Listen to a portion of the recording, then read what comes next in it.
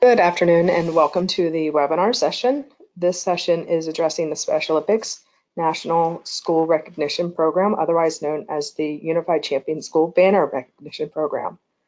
My name is Melissa Kelly. I'm the Senior Director of School Sports Program Development. I'll be leading this session. Before we get into the business at hand, wanted to make sure everyone is well aware of an upcoming opportunity. We are hosting our inaugural Youth Leadership Summit in conjunction with the Unified Outdoor Bocce State Championship. That will take place on April 30th at Washington College. We are aiming to bring a triad from each school to the campus, and there we will take them through leadership activities. The triad needs to be composed of a student with an intellectual disability, a student without an intellectual disability, and then a staff mentor. The schedule is offered there at the bottom. We do have a registration deadline of April 25th, so please do act quickly. We would welcome all of the school systems across the state, but realize that that is quite a ways to travel. So do look for upcoming opportunities at the other for the 2019-2020 state championships as well. If you need any additional information, please know that these icons here at the bottom are live links to get additional information as you register. But please do take us up an opportunity.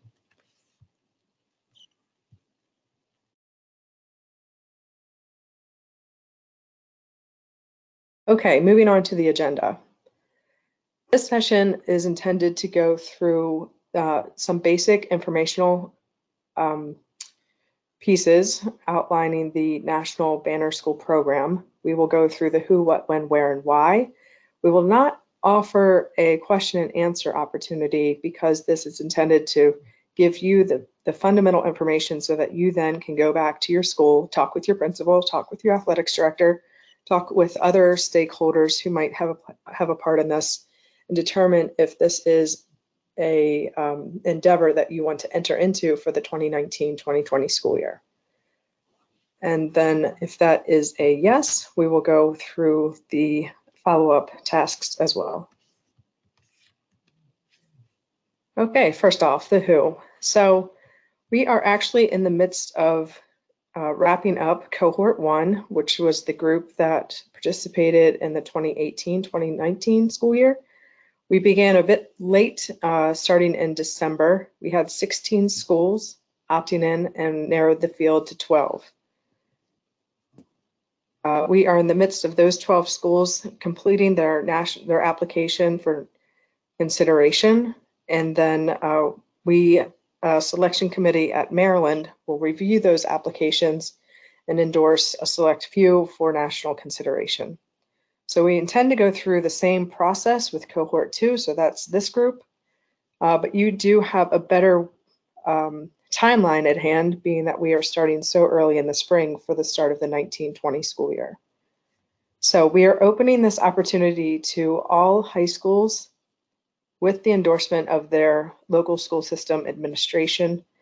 The prerequisite requirement is that each school system that is eligible for this honor or this opportunity is partnering with Special Olympics Maryland to offer at least 2 unified sports seasons.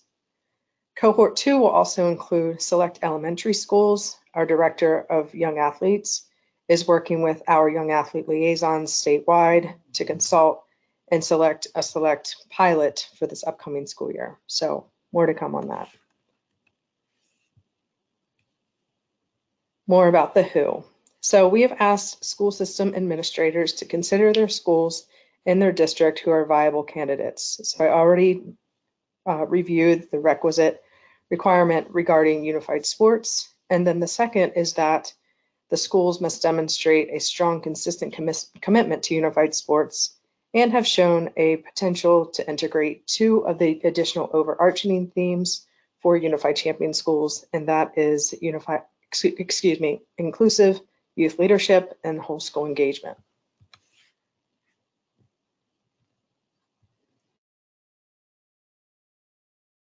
Okay, the what. As you go back to talk with your stakeholders within your building, please quickly bring up that this is a akin or our version of the National Banner School Program, or excuse me, National Blue Ribbon School Program.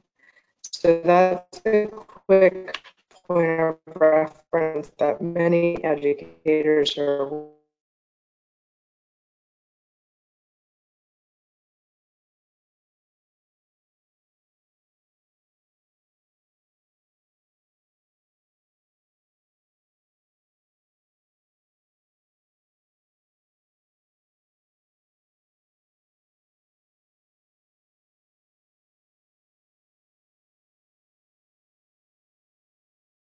available by way of this live link here. And then elementary school standards are available by way of this live link here. Those live links direct you to a PDF, which basically is reiterated here in the PowerPoint. So once again, unified sports for at least 2 seasons, unified participation regularly over the course of each school year, and then an adult coach for each sport. And then as well, unified sports is officially recognized by the school in a similar style as other athletics or activities. Okay, inclusive youth leadership. What does this mean exactly? In this, North America is looking for each school to have a student group, a unified club, if you will, that is composed of students with intellectual disabilities and without intellectual disabilities. I underscore intellectual disabilities because our high school interscholastic unified sports program is designed to suit students with disabilities regardless of type and students without disabilities. So it's very clear that this student group must include students with intellectual disabilities. The inclusive group must meet regularly, approximately once per month, and the group must also have an adult liaison and be recognized in a similar fashion as other clubs and activities in the school. Whole school engagement. This overarching theme includes the components of hosting 2 whole school engagement activities, and we'll get to what those are exactly and examples of those here momentarily. And then as well, students with and without disabilities being involved with the planning and delivery of those activities. So it was intentional that we first talked about inclusive youth leadership because it is a nice segue to this offering because you could utilize your inclusive student group to plan and deliver the whole school engagement activities. And then lastly, the 10th component is sustainability. So in this, we are looking for schools to have a sustainability plan, focusing in 3 main categories, which would be financial, and then a succession plan should staff, faculty, or coaches turn over, and then as well a succession plan for student participation sustainability, because certainly students will matriculate out of the school system.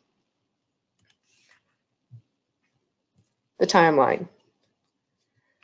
So after taking all of this information that is shared with you this afternoon, and also perhaps conducting your own searches, research, and such online, or calling your counterparts in other states, feel free, certainly, you would opt in and declare your candidacy as a school.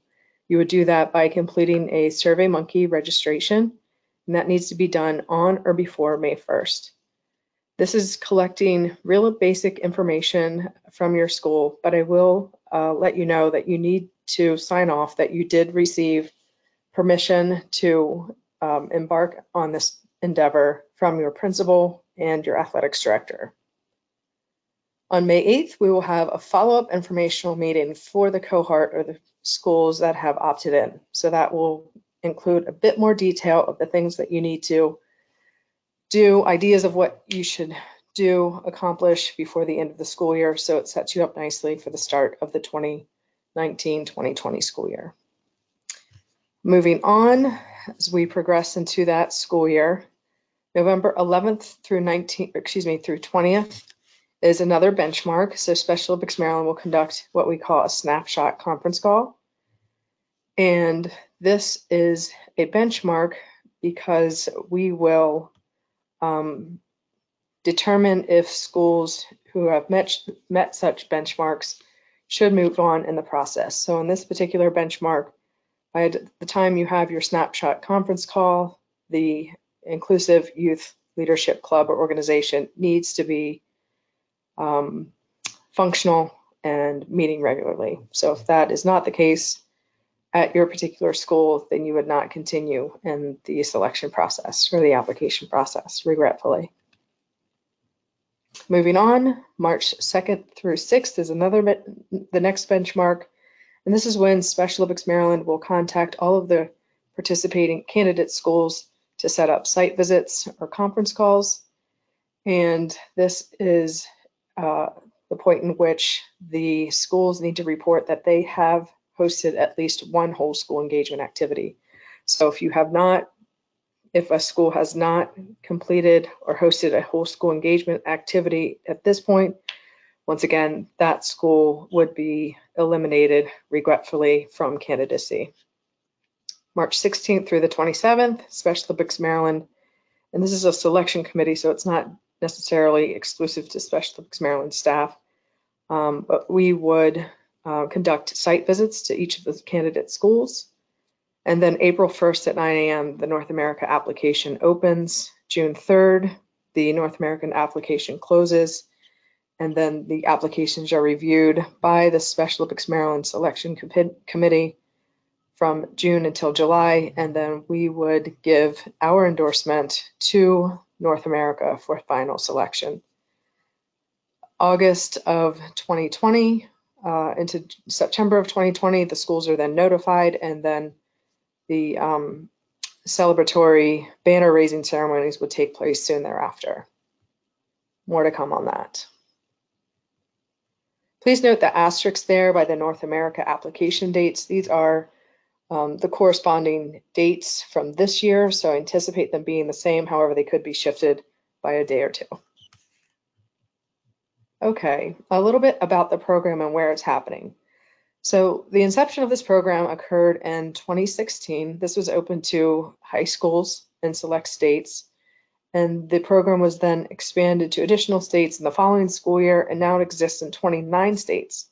This is highly coveted. It has been recognized and endorsed by ESPN, the National Federation of High School Sports, professional sports, and high-profile affiliates, high-profile athletes, so on and so forth. So please, feel free to connect with your counterparts in other states, friends in other states. This is far-reaching across the country, and we'll show you a penetration map here momentarily.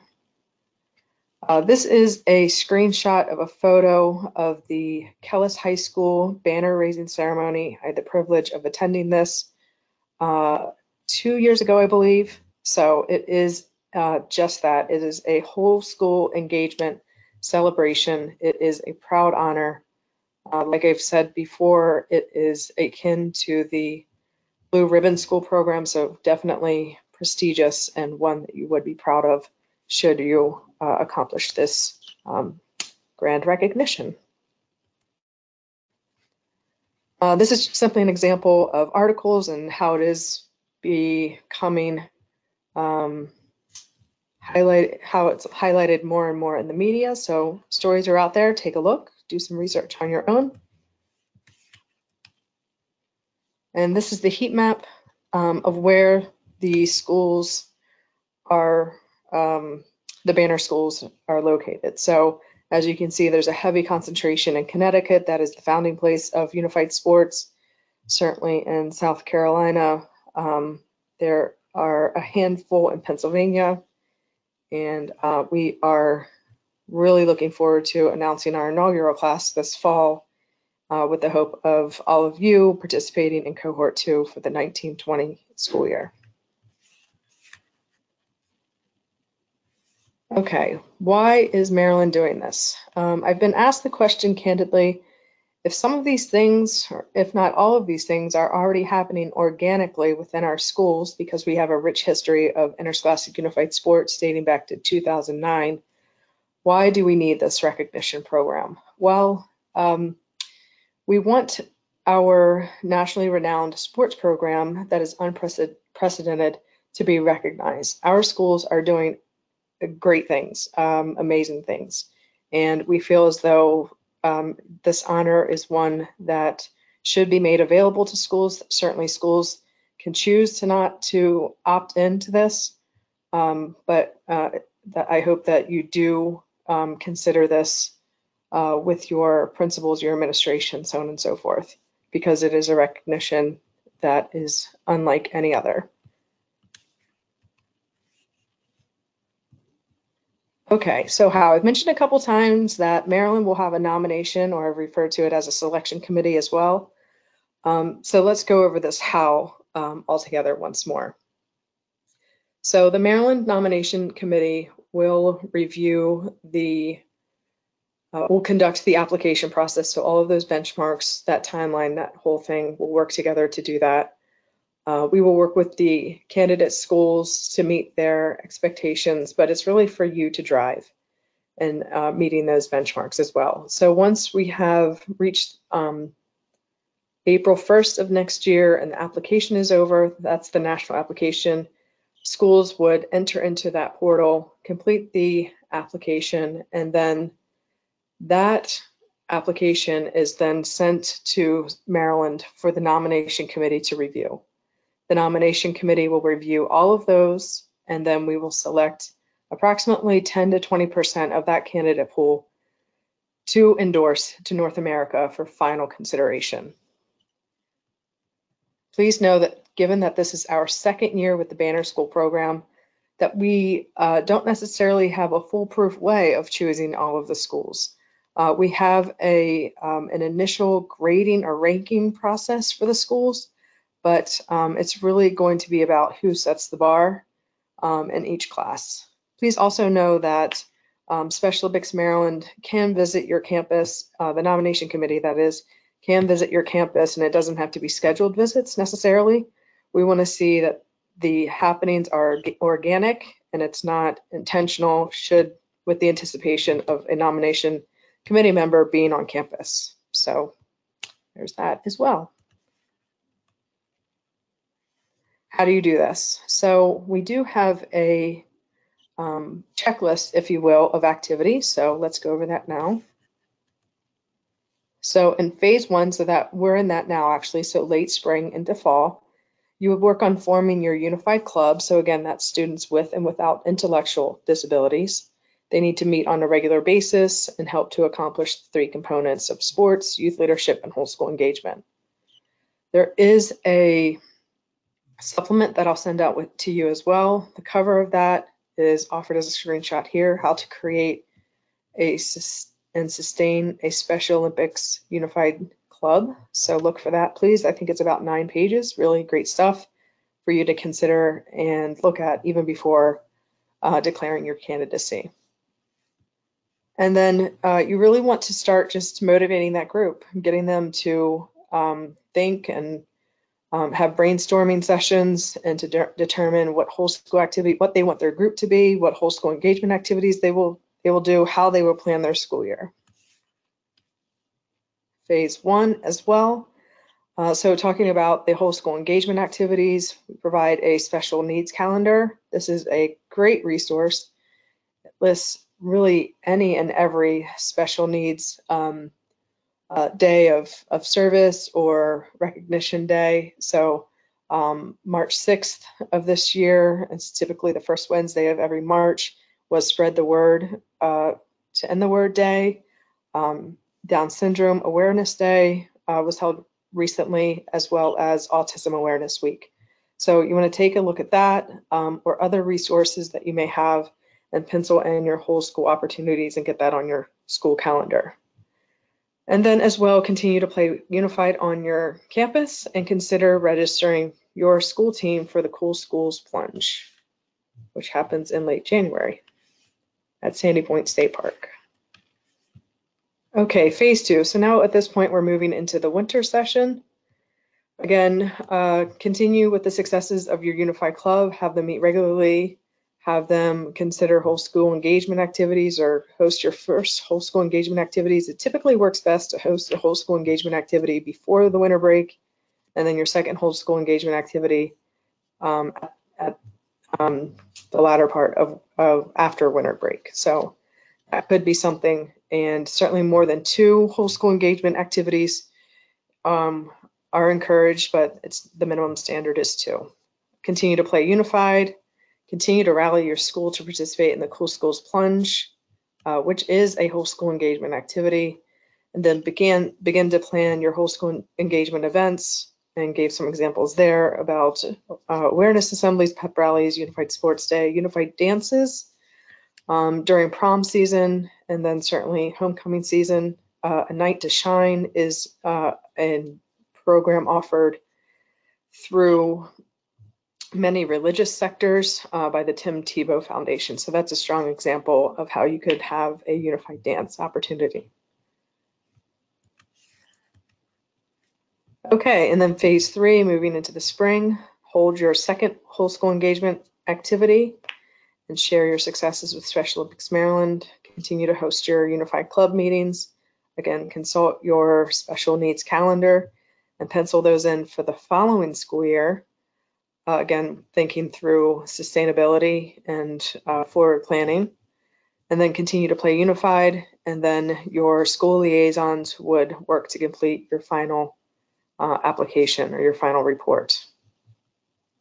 And then some optional ideas. Certainly many clubs and organizations host an end of the year celebration, so maybe that's something you want to look into. And then as well, highlight your unified students at your pep rallies or on occasion when your entire school convenes. Once again, dance season, homecoming, and then prom. And then as well, have your unified club consider volunteering at Special Olympics Maryland state events as their service activity for that group specifically, or you could advertise that building wide as a whole school engagement activity.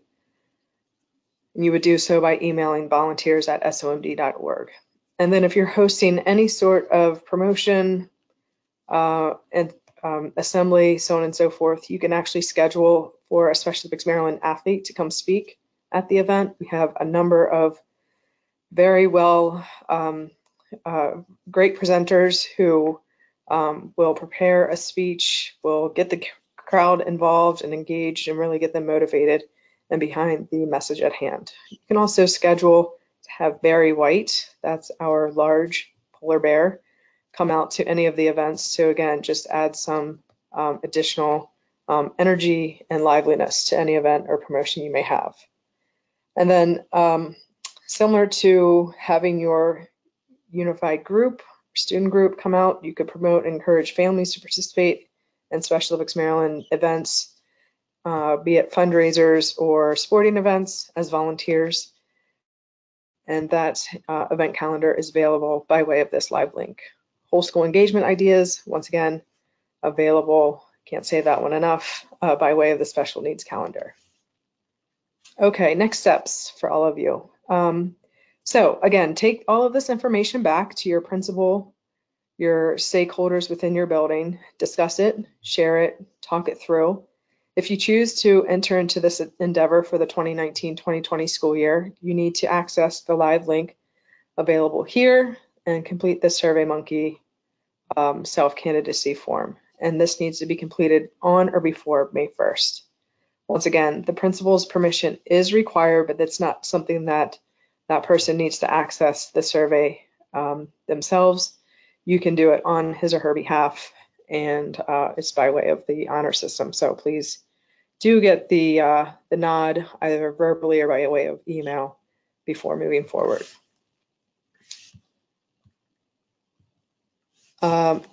Okay, so I will share with you and strongly encourage you to access this presentation or this promotional video by way of Tim Shriver, the Special Olympics Maryland chairman. Tim is the son of Eunice Kennedy Shriver, who is our founder, and it is just a strong message and definitely well worth the 2 minutes, 40 seconds. And as you communicate this opportunity to your constituents within your building, this is definitely something to put in their inbox, have them look at it ahead of possibly all of the previous 25 slides, because this could really play on their heartstrings and really get them a good understanding of what this is and what it would mean to your school to move forward with this endeavor. So please do share that. Look at it yourself, certainly. And if any questions, concerns, or follow-up are necessary, please do. For those of you who are at the high school level, email me, Melissa Kelly. My email address is there. That I'm asking all of the elementary school level liaisons to email our Young Athletes Program Director, and that's Mackenzie Irvin. And Mackenzie's email address is there as well. So that does conclude the presentation. Once again, thank you all for joining this afternoon. You can expect a follow-up email with the PowerPoint presentation, the PDF of the How to Start a Unified Club and Group and Sustain, and then as well the opt-in candidacy live link for the to complete the SurveyMonkey. So once again, if you have any questions or concerns, please feel free to contact me, high schools, and then elementary, please contact Mackenzie Irvin. Once again, thank you, and thank you for all you do to offer inclusive opportunities in your schools and your communities.